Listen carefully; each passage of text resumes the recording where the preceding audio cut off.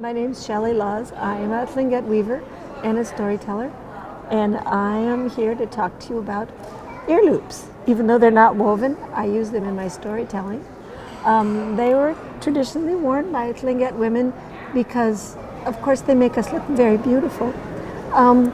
They were used for dancing, and they're nice because you don't actually have to pierce your ears to wear them. So you're going to need some yarn, a nice thick kind of yarn.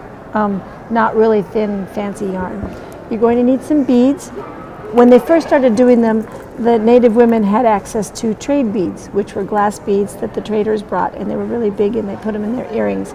But they also used plastic pony beads. So you can get some plastic pony beads. You can get them in most craft shops. You're going to need a large needle. When I say large, I mean like the yarn needles. They have a very large eye on them, so it's easy to thread, and they're not particularly sharp, so they're not going to poke you. So get a really big needle. Make sure that it's not so big that it doesn't go through the bead. All right. Sometimes they make those really big plastic ones that don't go through the bead. Right.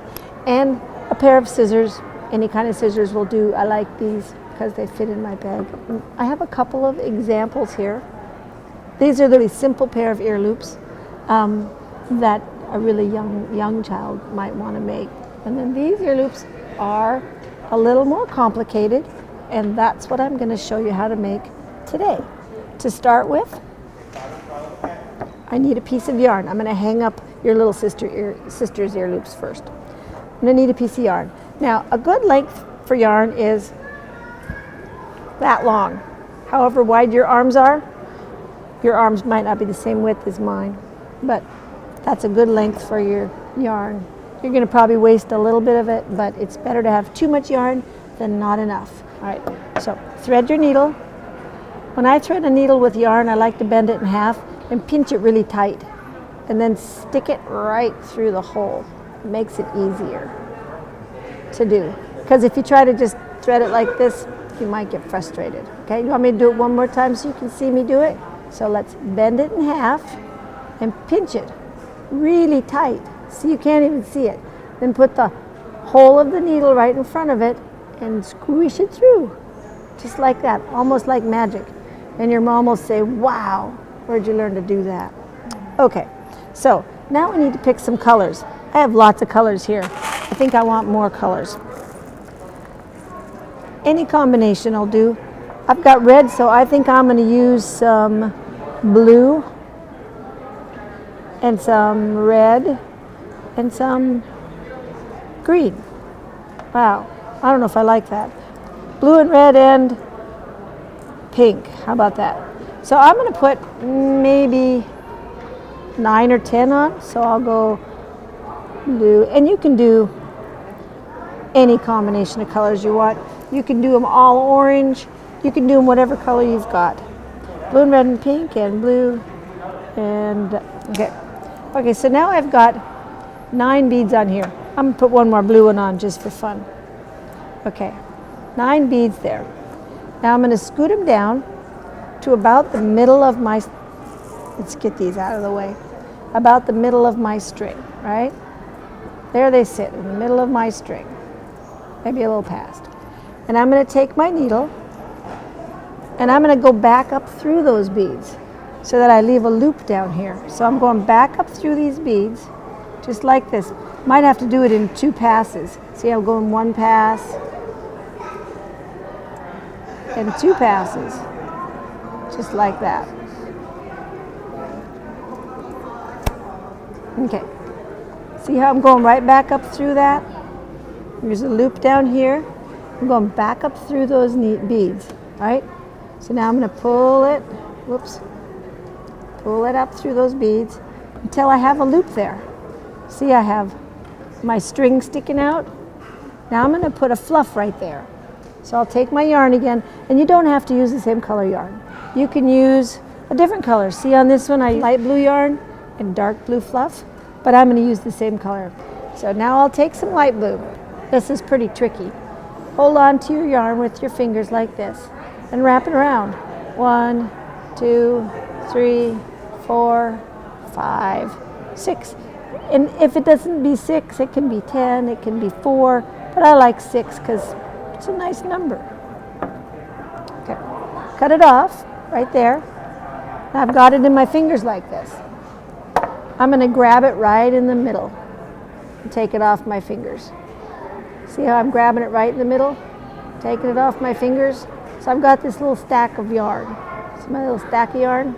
I'm going to stick it right in this loop. Just like this. See how I stick it right in this loop? So there I've got my yarn through my beads and my little blob of yarn in that loop. Now I'm going to grab it here, grab the beads, and pull that loop up tight. See how I got it tight there? Now it's holding all those loops, just like that. Now I'm going to make another one just like it over here. So now I'm going to take the same number of beads on my needle again, right? I'm going to go with a blue one, and a red one, and a pink one, and a blue one, and a red one, and a pink one. Better scoot them down. Still need another blue one, and a red one, and a pink one, and a blue one, I think.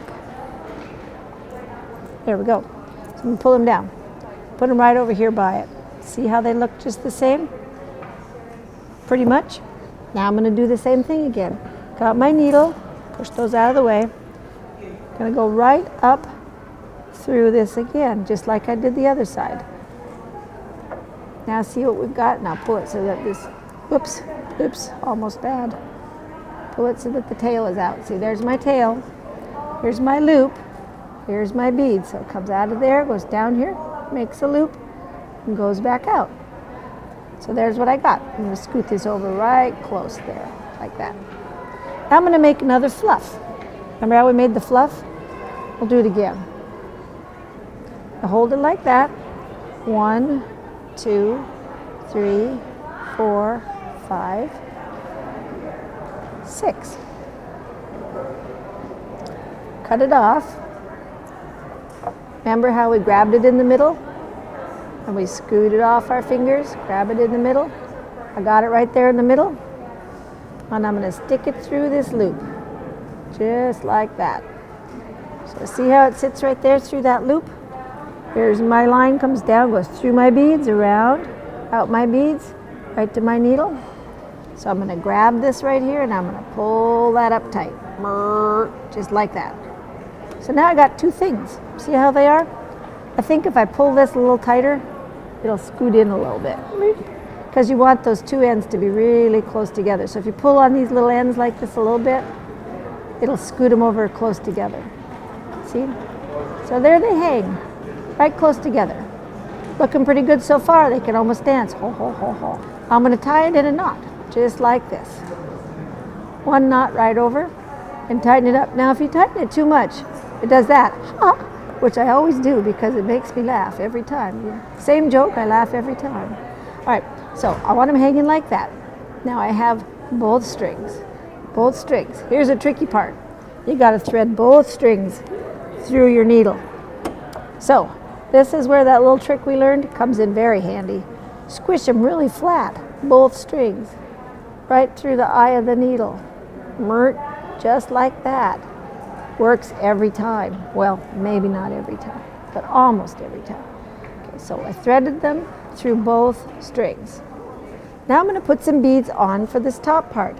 So I'm going to go with maybe a red one, a red one, and a pink one, and a blue one, and a red one, and a pink one, and a red one. So I'll push them. So now you pull out your tails. So you just have this hanging down there, see? Right? Don't need the needle anymore. All done with that for this pair of earrings. Now I'm going to tie another knot right here, just like this. And then I'm going to go up a little ways. See how you have to have room for your ear to go in? I wouldn't measure your ear. I'd just make it pretty big because Everybody has different size ears. So I would go up about that far, maybe as long as your pointer finger. What do you think? That looks like a good length to me, unless you have little tiny fingers. Okay, then we'll tie a knot. Just a knot with both of the strings, just like this. Doot, doot, doot, doot. It's a pretty simple little knot. See how I tied that knot? Just a simple little knot. Pull it tight, and I'm going to cut it off, right there. Okay, we're going to cut all these little puffs like this, so that instead of loops, they're little puffs. See the difference? There's a puff, there's loops. I suppose if you really like the loops, you could leave it loops. You can say creative. Now we have done ear loops, and I will wear it because it is fabulous. So, good luck. I hope you have a good time and use your imagination.